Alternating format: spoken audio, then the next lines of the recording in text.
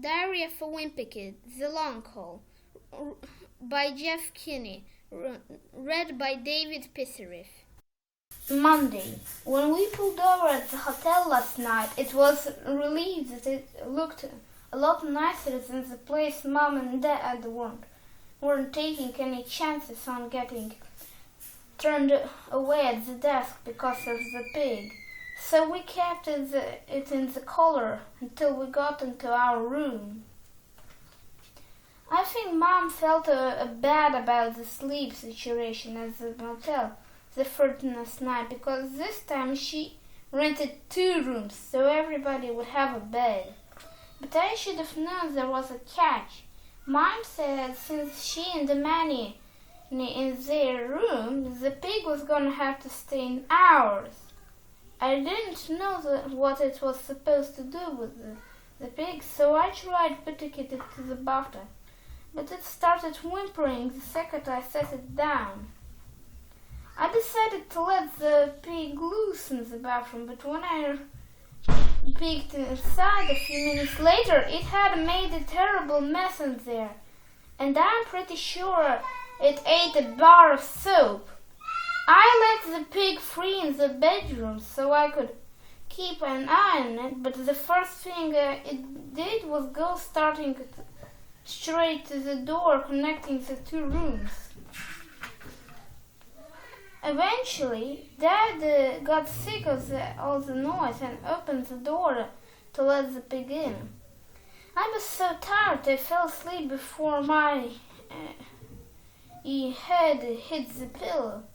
This morning I woke up to the sound of a weird noise, something from the foot of the bed. At first I thought Roger had gotten early, but then I realized the sound was coming from the pig. I had somehow figured out how to open the minibar door and was rooting through the candy and other snacks inside. I picked the pig up and put it into the bathtub, then went next door to tell Mom and Dad what happened. But it turned out the pig had raided their minibar too. Somehow I had even gotten into the drinks. I couldn't at least 3 empty cans on the floor, and didn't even ask me how the pig managed to do that. Dad went down to the front desk to tell our pet had gotten in the minibar and we shouldn't be charged for all the stuff it ate. But the clerk told us we were going to have to pay for the stuff from the minibar, and on top of that, there was a $50 penalty violating the hotel no pet policy. After that finally tally, the pig ended up costing us more than the rooms did. Mom was eager to get out of on the road, so she woke Roger up and told him to get into the shower, but I probably should have mentioned to him that the pig was in the bathtub before he stepped in it. When we got in the car, Dad was on the phone with his officer. Apparently, there was some sort of emergency, and he was the only one who knew how to take care of it. Mom had planned a big day for us, lots of stops, so she wasn't happy that Dad had to deal with work situation. But when he hit the road anyway, and Dad talked on the phone while he drove. Our first stop was the place claimed to have the largest piece of popcorn in the world, which ended up not being that impressive. First of all, it wasn't a real piece of popcorn. It was a wood carving. For second, it wasn't even all that big. When we got out of the car, Dad stayed back on his call. The pig stayed sleeping off the drinks from the minibar. Next we went to the place supposedly world famous because it has life-size carvings of U.S. presidents in butter. This time Mom made Dad get out of the van and join us, but he stayed on the phone the whole time. When we got back on the car, Mom let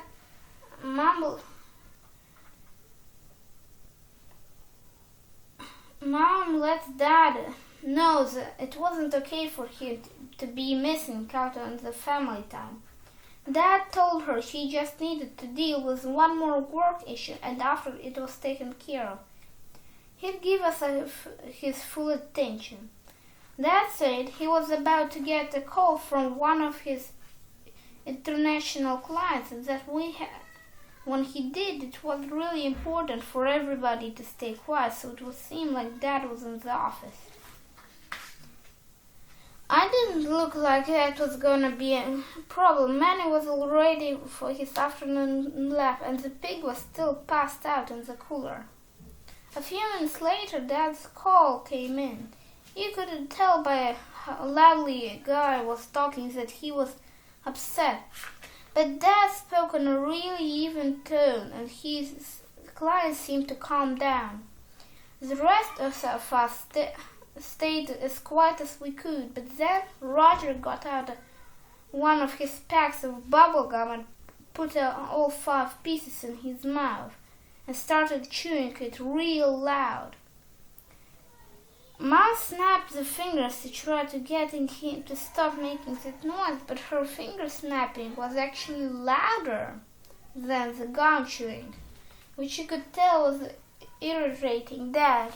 Mom wanted Roger to get rid of the gum, so she pressed the button to open the sunroof.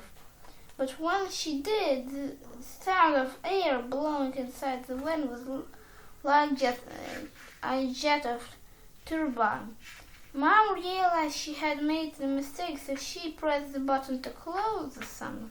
But before it shut all the way, Roger chucked his gum through the opening.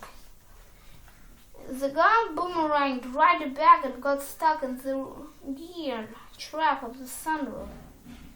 Mom frantically pressed the close button, but the sunroof was jammed open, and the moment the air rushing from the outdoor discolored flat Stanley from the wind, and he went flying. Dad was having a real hard time concentrating on his call, and was fumbling with the buttons to try and shut the sunroof himself.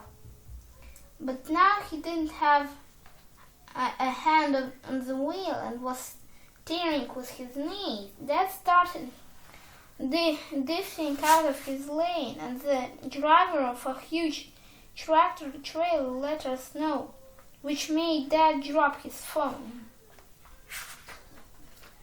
The horn also started to Manny, and his pacifier popped out and onto the floor. Manny was sucking air like he still had his pacifier in his mouth, and I knew we had about 10 seconds to find it before he had a full-on tantrum. I spotted the pacifier on the floor in the front of me, and I tried to enforce my seatbelt so I could reach it, but instead I accidentally unbuckled the seat belt holding the cooler in place. Dad was trying to reach for his phone at the same time, and he jerked the car to the left, which made the cooler tip over.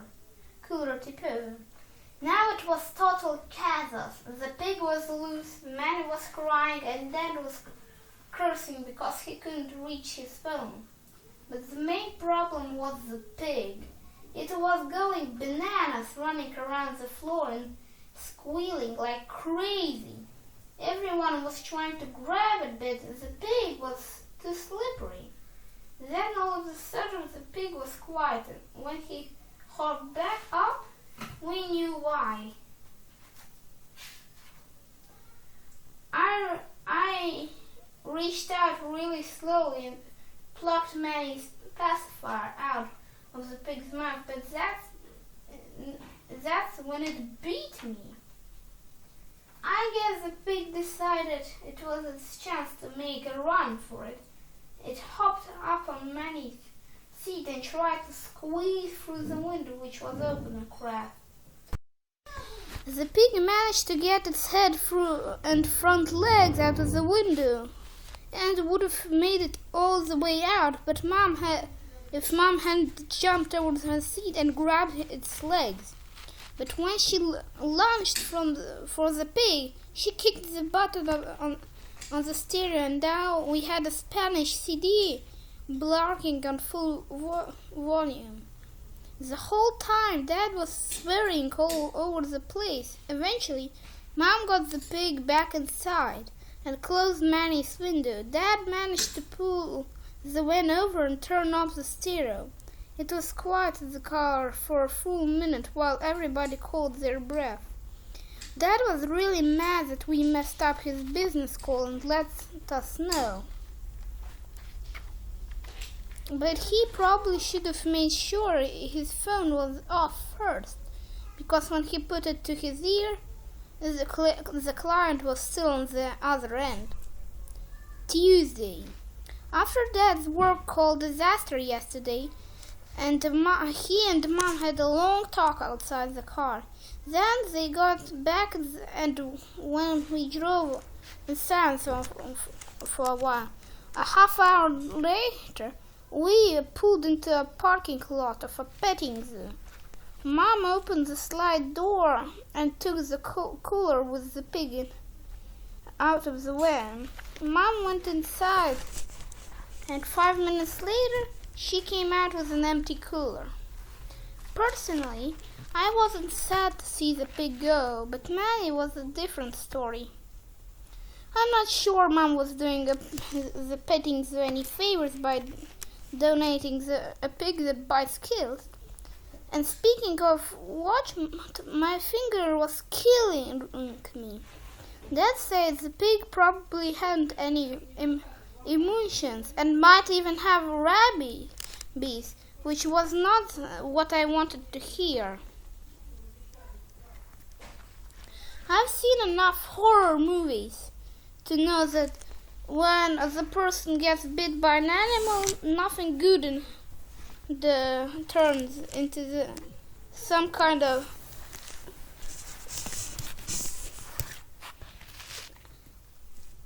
nothing good comes. The last thing I needed to turn into some kind of weary pig, because that should really mess up my dating Jeff. Mom took a look at my finger and I could tell she was a little worried. She said we should find a doctor to check it out, which didn't calm my nervous way. Mom tried to find an emergency care place on the GPS, but there was nothing with a 50-mile radius. But she did find a veterinarian office 5 minutes up the road. She said the veterinarian would have the same staff as a regular doctor, but the vet could actually be better because they might know a thing or two about pig bites. I honestly thought Mom was joking around about this veterinarian thing. But she was dead serious, and a few minutes later we pulled over at the parking lot. Mom talked to the receptionist at the front desk while the rest of us went on a beach. A minute later, Mom came back with a clipboard. All I can say, I hope the stuff doesn't get up later in life. It could be embarrassing. It was written, emergency pet care, paid regression, pet's name, Greg, owner's name, Susan Hafley, species, human, last vacation, January Sunday, history of worms, yes, as a toddler, last rabies shot, NA, spayed natural, no. Once Mom handed in the forms, the receptionist told me I could sit with the other patients to wait for the doctor. You'd think I get some sort of priority because I'm a human being? but I got put behind a gerbil that has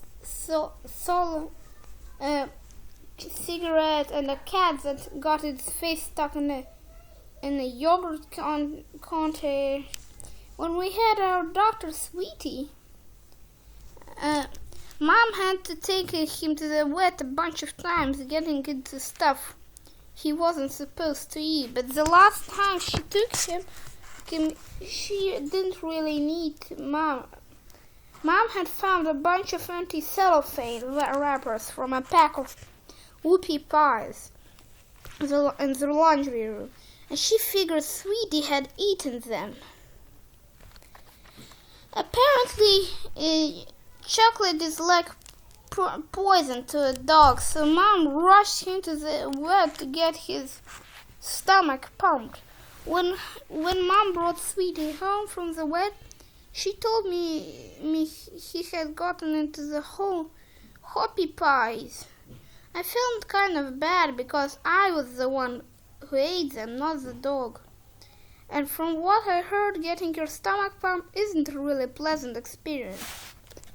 I feel like my visit to the vet was payback for the hoppy pies incident, especially when the nurse weighed me on the same scale as the dogs. The nurse took my temperature too and had me hold the thermometer under my tongue for 30 seconds. When I got back to the waiting area, Roger told me that when they take the animal's temperature, they stick the thermometer somewhere else. They probably use the same one for all patients. But I was worried Roger might be right, but then I realized this information was coming from a guy who was eating gerbil piltings. Twice while we were waiting at the vet, Manny bolted out on the front door, and both times Dad grabbed him before he could get too far. I think Manny was pretty mad about us leaving his pig at the petting zoo, and he actually acting out. When I was Manny's age, I used to get mad at Mom and Dad and try to run away at times. I remember once we were in the changing room and at the pool, and Mom was trying to make me wear a bathing suit. I didn't like. I took off the ring, but I wasn't really thinking where I was going. Roderick used to run away a lot too. When he was in the first grade, he'd take it off every day and at the same time, but he'd come back home when Mom told him his favorite show.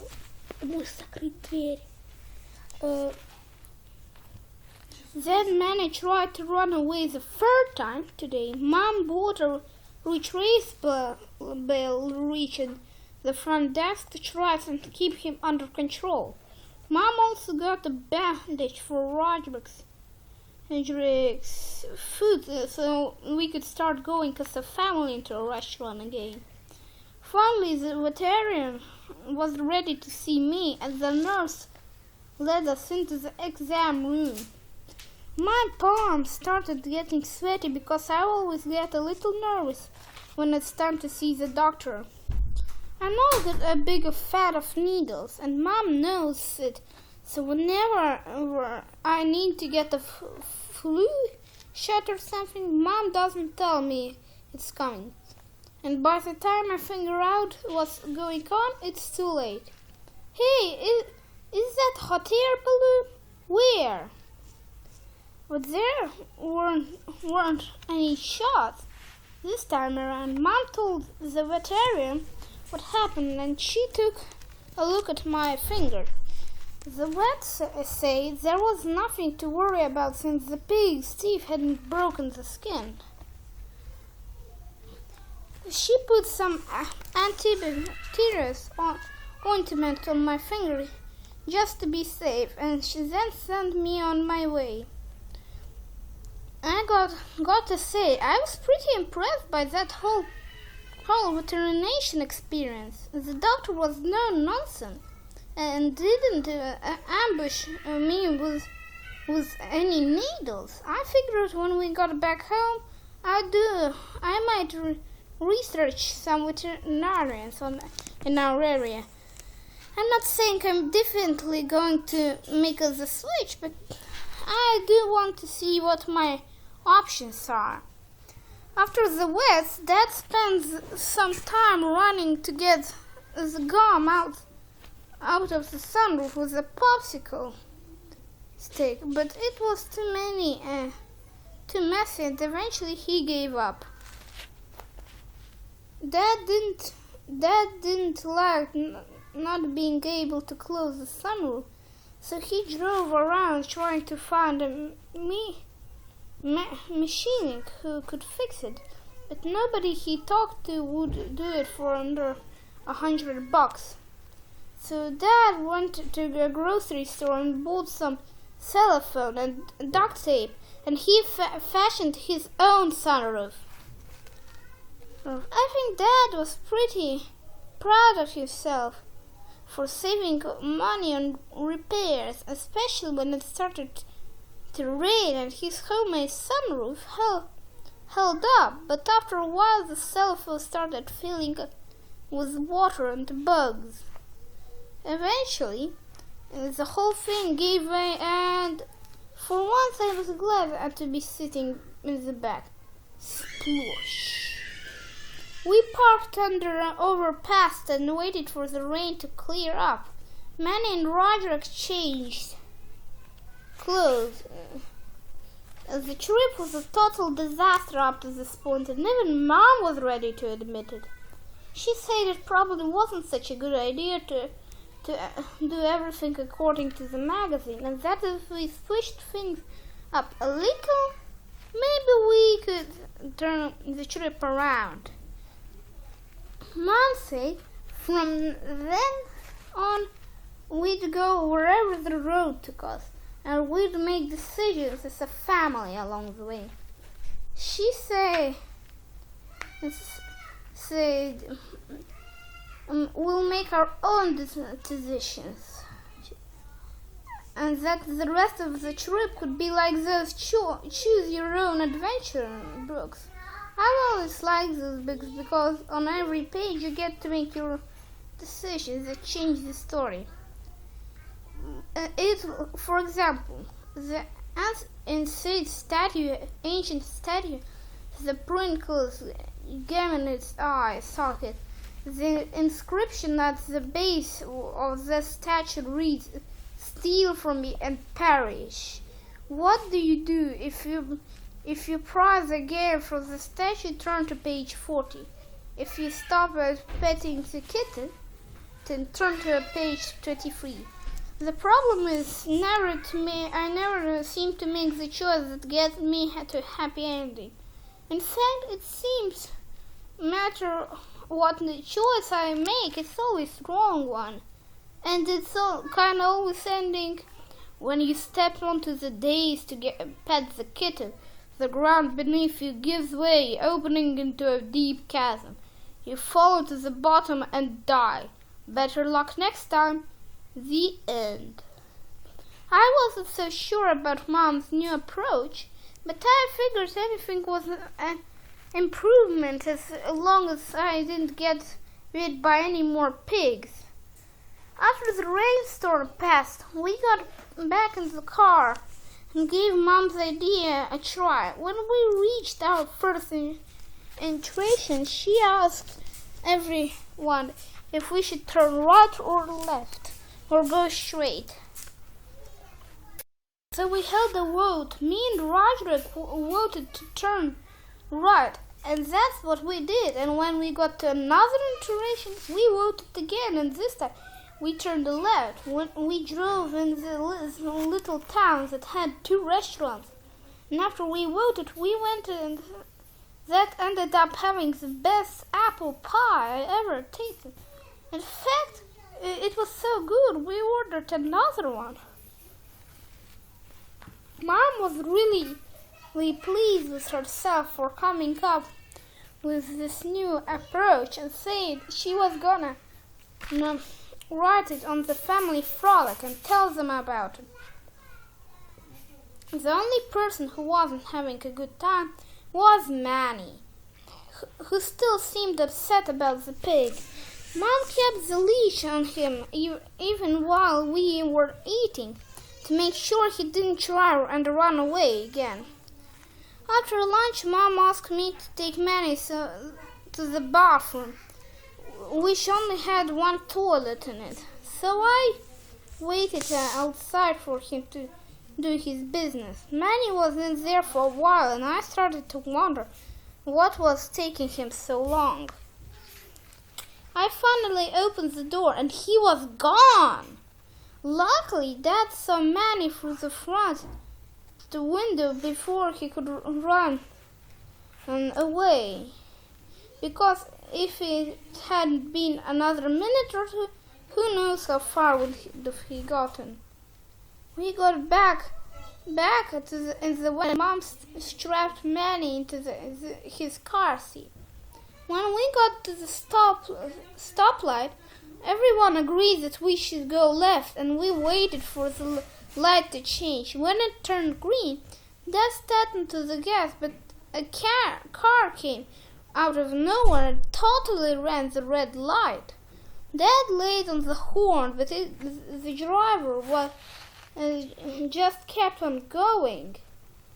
Then another car ran the light, and the other. It was like everybody never even noticed that the light was red. Dad was getting pretty frustrated, and when he saw a gap between two cars, he put the pedal to the floor and hung a left. We barely squeezed in front of the next car, which also ran the light. When I looked back at the car behind it, I noticed something weird. There was a little flag on either side of the hood. Mom noticed the flag too, and she got really upset. She said we were in a funeral procession. As she explained that during a funeral, cars are allowed to go through the red lights on either way from the church to the cemetery, so they can all stick together. And now we've gone and cut off the lines of the cars. Dad was getting panicky that all the cars behind our van were now following us, and he tried to shake them off tail by making a few quick turns. It didn't work though. Dad said he was gonna get back on the highway and try to lose the car that way. But Mom said the least we could do was lead the people behind us to the cemetery. So Mom typed cemetery into GPS, and there was one just a few blocks away. We drove through the gates and parked along the side of the path. Everybody who was following us got out of the cars, but they seemed pretty confused. One looked at the gravestone, and it was clear what happened. Apparently, the GPS treats all cemeteries the same, and it had taken us to a pet cemetery. Luckily, that got us out there before it could get ugly. After escaping with our lives from the pet cemetery, everybody decided it would be best to just pack it in for the night. So we found a hotel a few miles away and got a room on the 7th floor. Dad wasn't comfortable leaving all our stuff in the way, since someone could get it through the sunroof and steal everything they wanted. So we had to take everything into the hotel. This morning, Mom wanted to keep going with the choice your own adventure plan. I was starting to wonder if it was such a great idea, since it almost got us killed yesterday. But Mom was sticking with it. She grabbed a bunch of branches from the front desk and brought them to breakfast so we could figure out what we wanted to do for the day. There were decisions like ghost tour and dino places or conway through caves. There were actually too many options, and nobody could agree on what to do. Dad wanted to take an all-day guide tour of a Civil War battlefield, while the Mom wanted to go to the beach, and Roger wanted to go to the electric guitar museum. I like the most fun to me was a place called South Central. We went to a water park last summer, but got ruined and out, so I figured this would make up for it. Mom read the front and the brooch and saying South Central looked artificial, and that the whole point of this trip was to avoid places like that. Since nobody could agree on anything, Mom said she was making an extra decision as that we were going to the beach.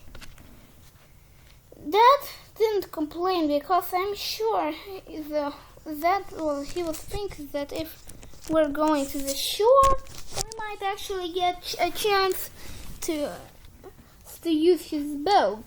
I'm really not much of a beach person myself, and whenever we get to one, we bring a blanket and spread it out and sit there the whole day, and you can't really go anywhere because you're worried someone will take your spot. Last time we went to the beach, Dad brought the trap he used to cover the boat so we'd have more room for our favorite, all our stuff. But the trap was at least twice the size of our blanket, and it took up a ton of space on the beach. Not to mention the fact it's made of plastic, so the sun beating down on it was like sitting in a frying pan. It was especially embarrassing when the rest of our family went to grab lunch on the boatway to wash our stuff.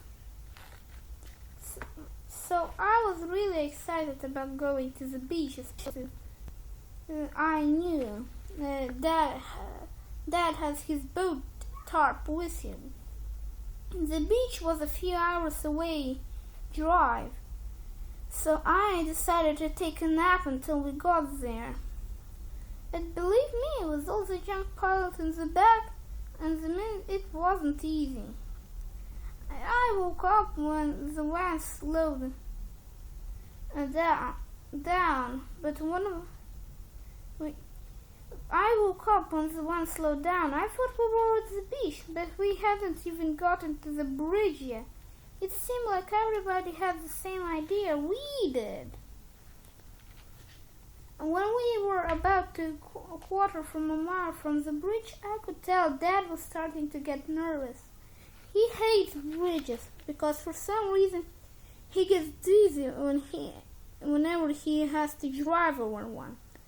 The bridge to the beach is one of those kinds that's really high above the water, and I'm sure Dad wasn't looking forward to being stuck on it for the next half an hour. Mom and Roderick, Mom told Roderick he could drive, so we pulled over and switched seats. Dad took my place in the back so when we wouldn't see the bridge out the front window, and I moved to the middle row. When Roger got the driver's seat, he took the advantage of Dad's radio rule and blasted heavy metal music. And I could tell that that wasn't helping Dad's nerves. When we were only going about 3 miles an hour, it looked like we were gonna be stuck on the bridge even longer than I expected. so I opened the bag of cheesy curls Roderick bought at the grocery store. There was a seagull sitting on the bridge, reeling next to our minivan, and it looked right at me. I guess kind of felt sorry for it, so I tossed a cheesy curl over the sunroof. I have to say, I was pretty impressed when the seagull caught the thing in mid-air. I was about to throw another one, but Mom stopped me. She said seagulls are really aggressive and giving them people food is a bad idea. She was right about aggressive thing, because 2 seconds later the seagull was on top of the car, and you couldn't tell it wanted more food. I threw another one and tried to make it go away, but the seagull bubbled the cheese curl, which fell right back into the car. That's when things got bad. The seagull hopped into the car and ate the cheese curl off the floor. For a second, everyone was in a state of shock that the seagull was in our van, and nobody moved a muscle. The seagull squawked a few times and then tried to upending by about 2 feet and smacked into the roof. But that it just went completely nuts, flying around and crashing into windows. Everyone was in a total panic, and fevers and cheesy curls were everywhere. Then the seagull got greedy and grabbed the bag of cheesy curls off the floor, but I was snagged it and held on for dear life. Everyone was yelling at me to let them go of the bag. Finally, the seagull beat me in the tug of war and flew straight up through the sunroof, taking the cheesy curls with it. But the seagull didn't get far with the bag. About 3/4 of the cheesy curls ended up back in the minivan, and from there it was a total nightmare. A few of seagulls flew up front, and Roderick got so freaked out he hit the gas. When the breeze finally cleared out, the thing settled down. We had a new problem to deal with. Believe it or not, the people in the car that we really ended up were actually pretty nice. It was a man and his wife, and they seemed to understand it was an accident, so they exchanged insurance information with Dad, and the police didn't even need to get involved. If anything good came out after the accident, was that it got us out of going to the beach. The bad news is that now our van wouldn't start, and we had to wait an hour for a tow truck to come. All the traffic went down to one lane, and that didn't make us too popular with the people trying to cross the bridge. The guys at the auto repair shop said we cracked the radiator, and it was going to take at least 4 or 5 hours to fix it. That meant we needed to find something to do for the rest of the day. When we stepped outside, I was pretty shocked to find out we were only 2 blocks away from Sauk Central, which was where I wanted to go in the first place. I begged Mom to let us go there while we were waiting for the van to get fixed. She said she would rather we did something wholesome, like to go local library, but this time she was outvoted for that one. So we walked into Silk Central and paid off for a ticket at the gate. Then we got a locker and put in all of the stuff that we didn't want to get. We changed into our bathing suit and met outside the restroom. It was super crowded and there was no way we were gonna find 5 lounge chairs with a few broken straps and dump our towel and the rest of our stuff on it.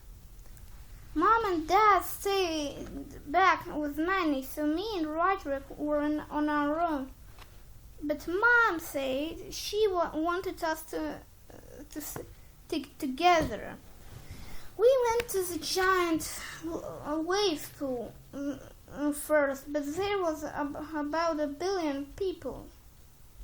Roderick suggested to play hide and seek with the people in the raft and the pool, and I knew it would be impossible for the seeker to fight the hider. I said to make it fair, the hider couldn't swim underwater. I didn't really trust Roger to not cheat, but he came up with a way to make sure the hider followed the rules. I volunteered to be the first hider and found a spot far from the pool. I knew Roger would have trouble finding me. What I didn't know was that Roderick had written something on the place before giving it to me, and fortunately everyone around noticed before I did. He wrote on it, "I'm not wearing a bathing suit." What he wrote would have been bad enough on its own, but the misspelled words somehow made it worse. And even more embarrassing was when the lifeguard got down from her chair and told me I had to get out of the pool. When it was coming to Roderick, I was gonna learn to swim, especially at water parks. I was done with Roderick after the placemat thing, and didn't care if Mom said we needed to stick together. I left him behind and went to the water slide by myself. I hadn't realized how long the line was until got halfway upstairs, but a ton of people were behind me, and there was no turning back, so I was packed in with these people until I got to the top. It was really hot, and people were starting to get agitated by how slow the line was moving. Then the kid right behind me poked the lady in front of me, and the bit with the pool noddle. So then I had her boyfriend to deal with. I really didn't want to get into a fight over something like this, but luckily it didn't come to that. We were at the top of the stairs, and it was time to go on the slide. Unfortunately, the raft was a 4-seater, which made things pretty awkward the ride down. The slide emptied out into our area where there were a ton of rafts, which was great because it gave me a chance to hide from the woman and her boyfriend. I went around the lazy river twice to make sure I'd lost them. I had enough with the water after that, so I went back to our lounge chair to get my clothes. But the chair was gone, and all of our stuff was lying on the pile on the ground. I found the rest of the family at the snack bar getting lunch and told them what happened with our lounge chair. Mom told that it wouldn't be hard to figure out who took it because of the broken straps. We spread out to look for it, and it searched the area by the wave pool. Sure enough, our long chair was there, but I couldn't believe who was sitting in it. I don't know what the odds are running into the same people again and again, because they were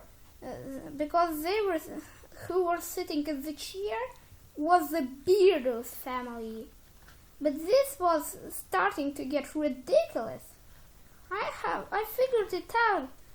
Best to just let the Beardos have our lounge chair and not make it into a big deal. So when I got back up with my finding our chair, by now our food was getting cold and we still didn't have anywhere to eat. We eventually found a place to sit behind the snack bar. Unfortunately, it was in front of the garbage bin. Everyone seemed really to leave after that. Mom asked for the key at the locker so she could get herself, but I told her I didn't have it. She said she gave me the key, but I turned both of my pockets of my bathing suit inside out to prove that they were empty. I was pretty sure she'd given the key to Roger, but he said he didn't have it either. Everybody searched themselves for the key, but we all came up empty-handed. This was a huge problem because Mom and Dad's cell phones and wallets were in that locker, so we couldn't leave until we found it. We went to an empty employee at the front of the counter and told him we lost our key, but when he asked us for our locker number, none of us remembered. There were hundreds of them and they all looked exactly the same. He said the locker number was written on the key, but that, of course, the information wasn't getting us anywhere. The guy said the only thing we could do was try to find the key, so we split up and retraced our steps across the water park. Roger went to the wave pool where we played hide and seek, and I went to the lazy river but didn't have any luck. When we met back up, nobody had found the key. Mom said maybe we accidentally threw it away after we ate, so we dug through the trash near where we sat. Mom said we should all concentrate real hard trying to remember which locker we put our stuff in. And when I did, I could suddenly see it clearly in my mind. It was 929. I told Mom, and we went straight to the locker 929. Sure enough, it was the locker and there was no key in the door.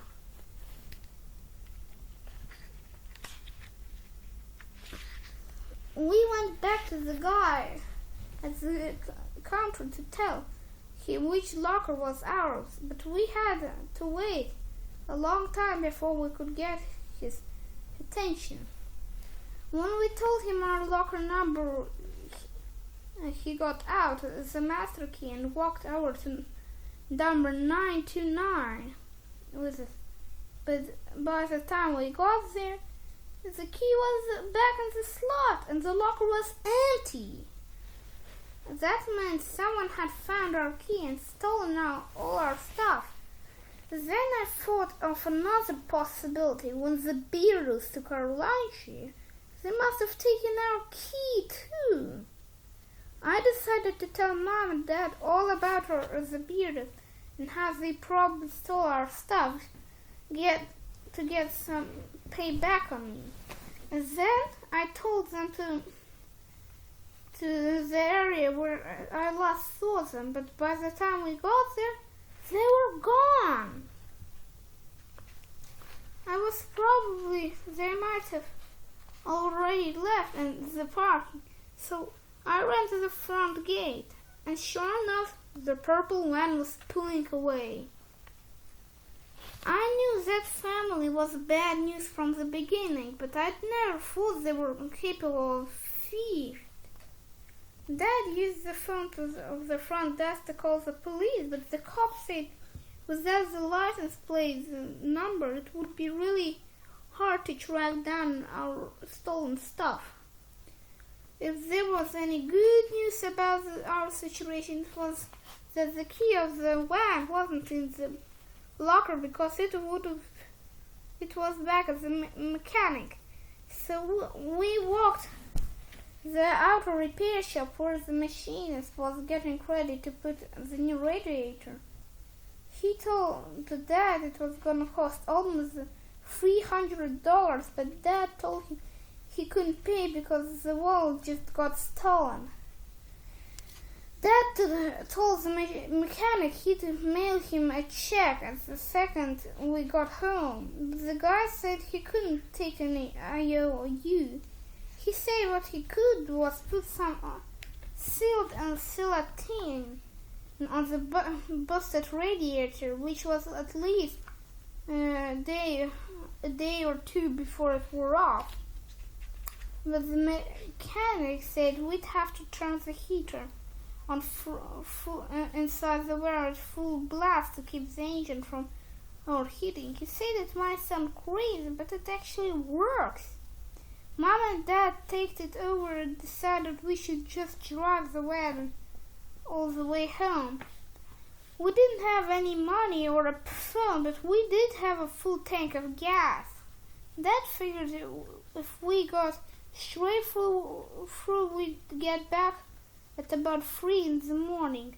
Mom seemed pretty sad that the trip was getting cut short, but to be honest, I was kind of relieved. When we got in the van, Dad turned the heat just like the mechanic told him to. And within about 30 seconds, it was 100 degrees inside the car. Mom opened all the windows up front, but it was like a furnace where I was sitting since the windows back there didn't open. I told Mom I didn't think I could make it all on the way home without drying off heat stroke, but she said it will be fine as long as I stayed hydrated. Then she got 2 cases of water out of the boat and brought them into the van.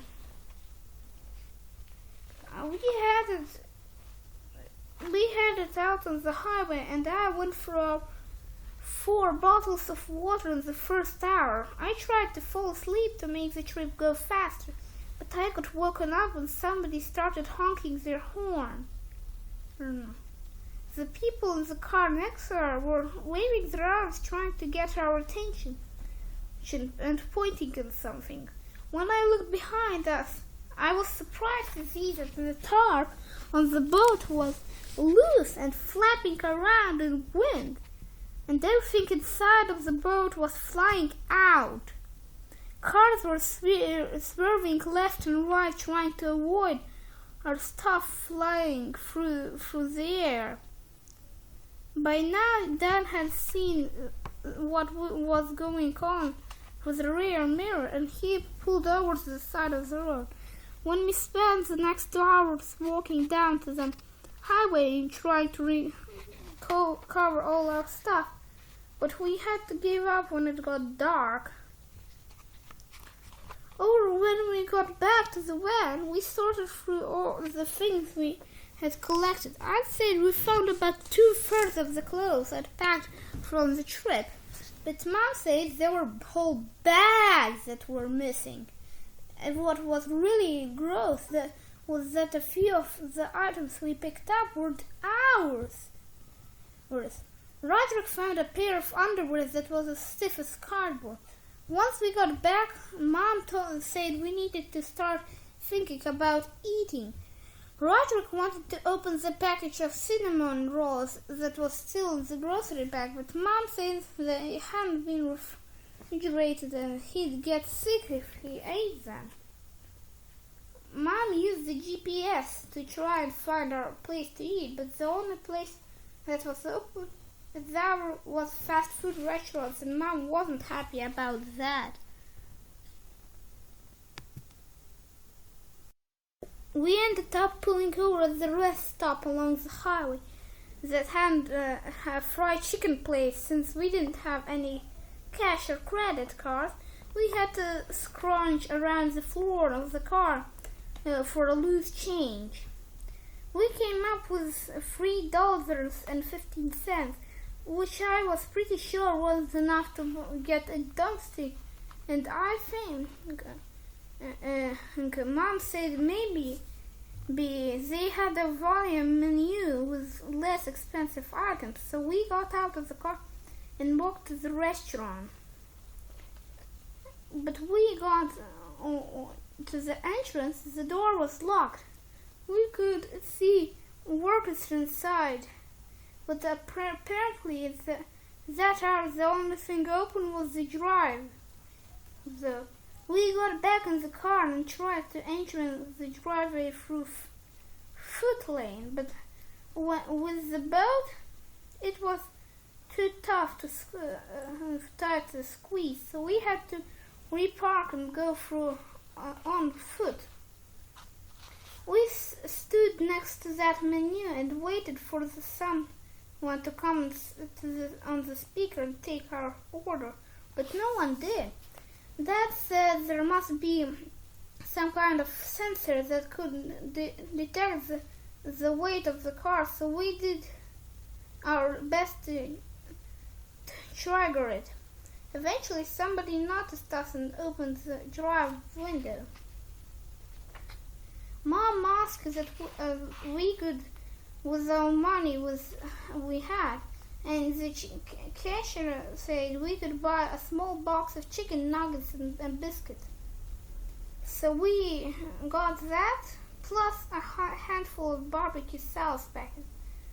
Then we went back into the van and split up the food 5 ways.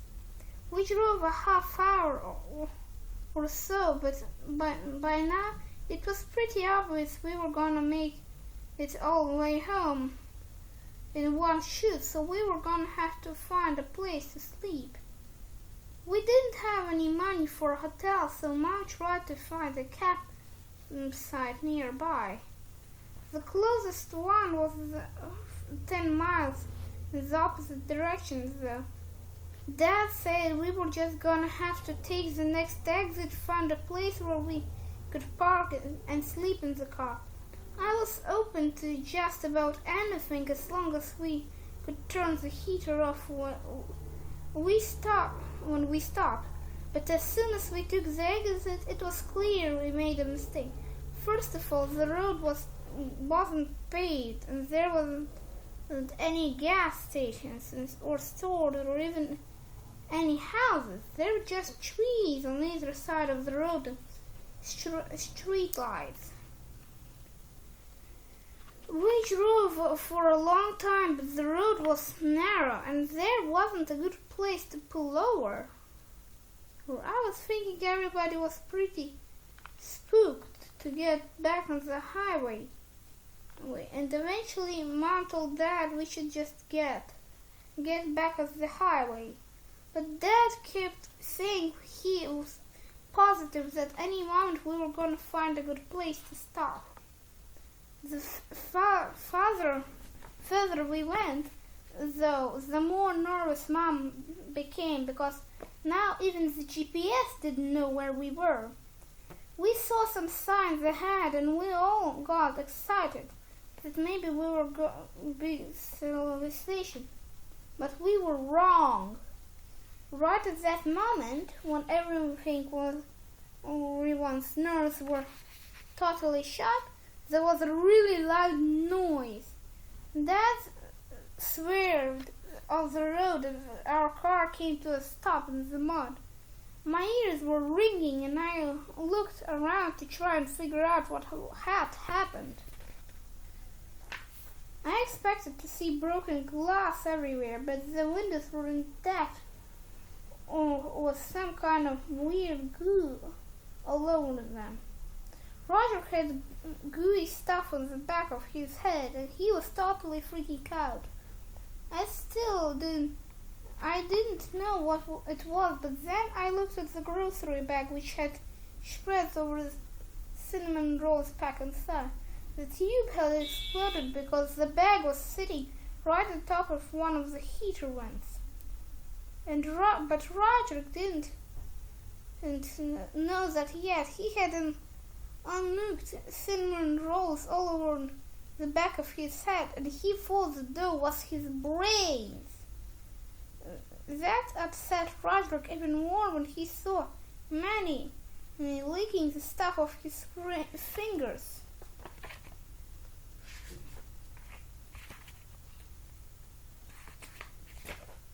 Once Roger figured out what happened, he calmed down.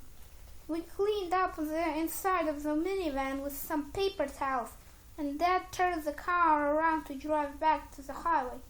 At the next free, there was a supermarket with an empty parking lot, so Dad pulled it in for a night.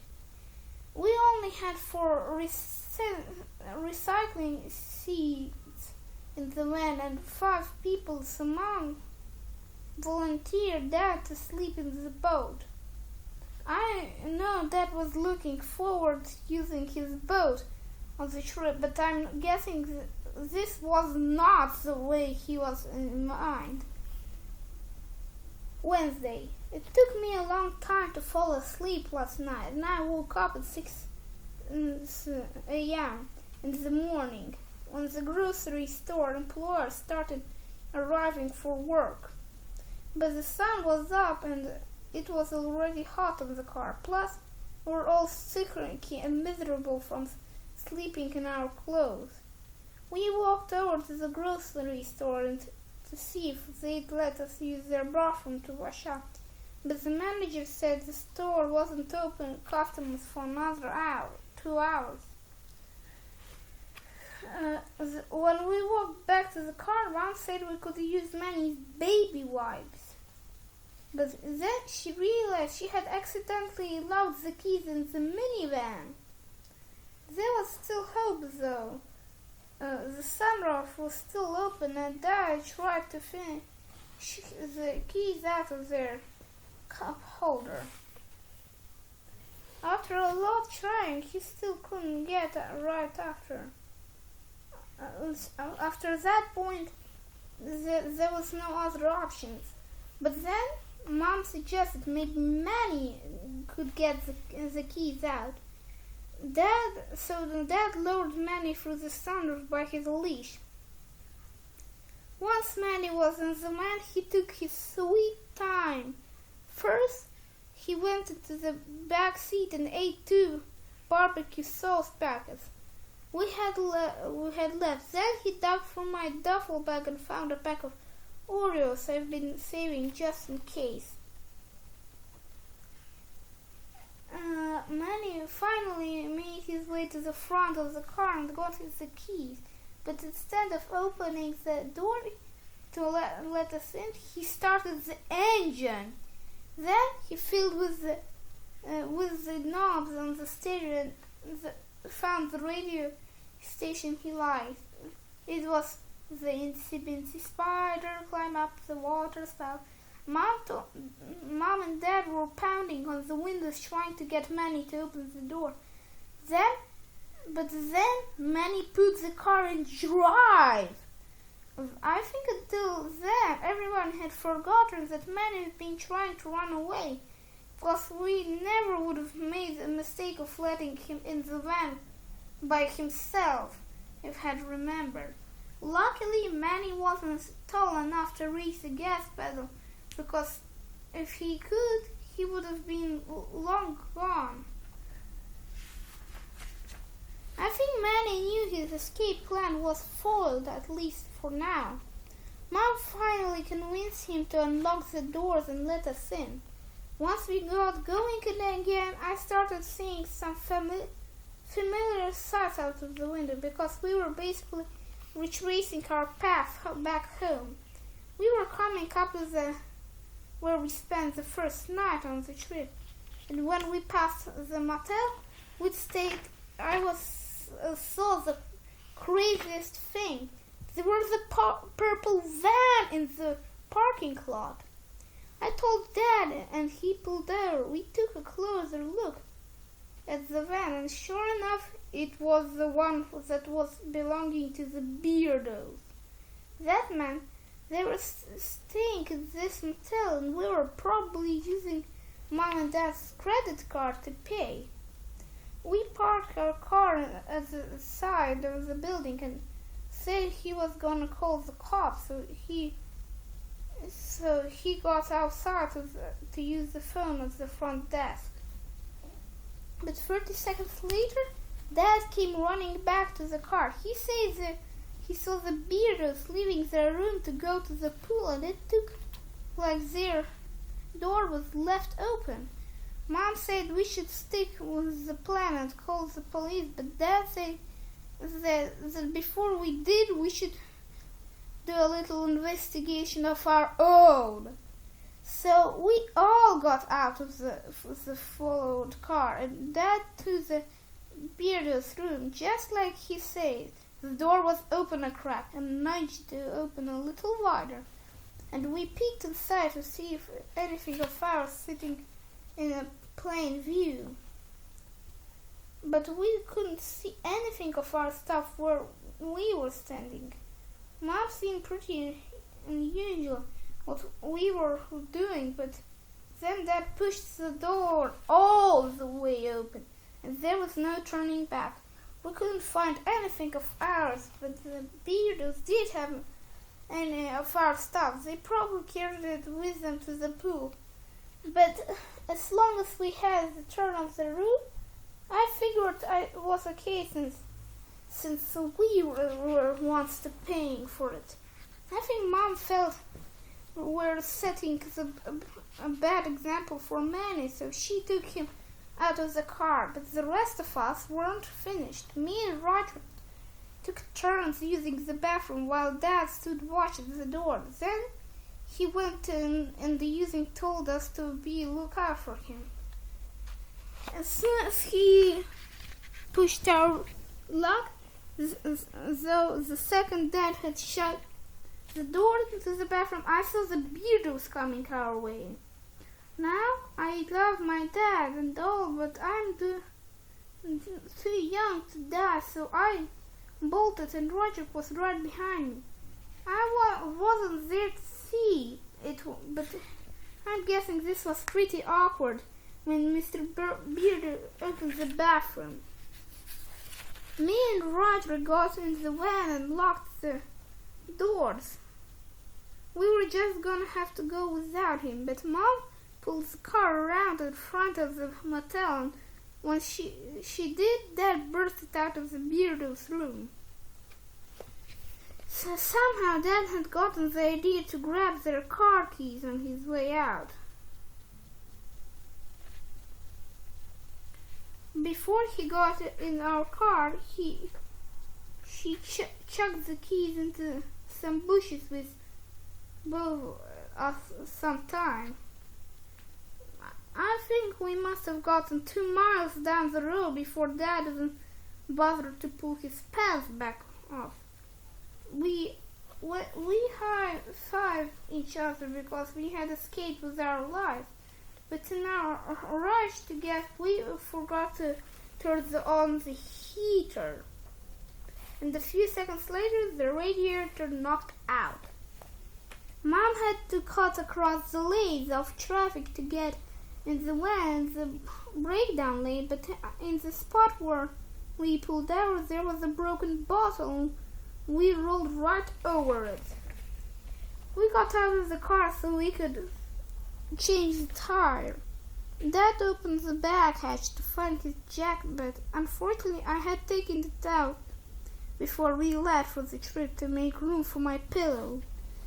The only thing we could do at that point was wait for some help to come.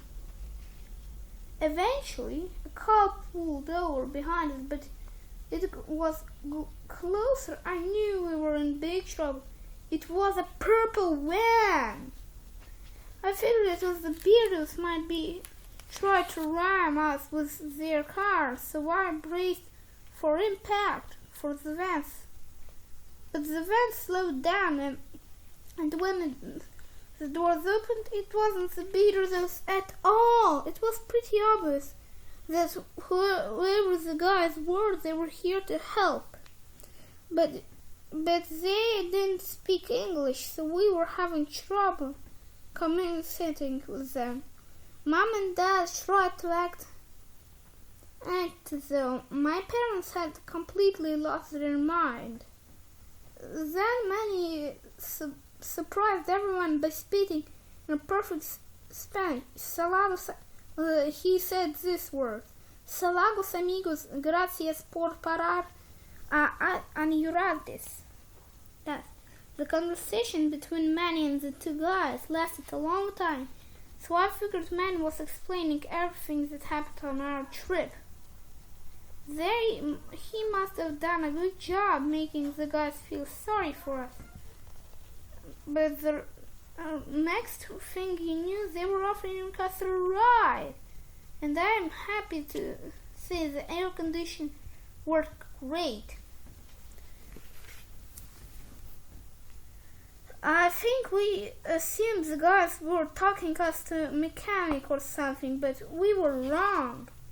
We should have realized that if Manny was the one doing all the talking, we'd end up going where he wanted.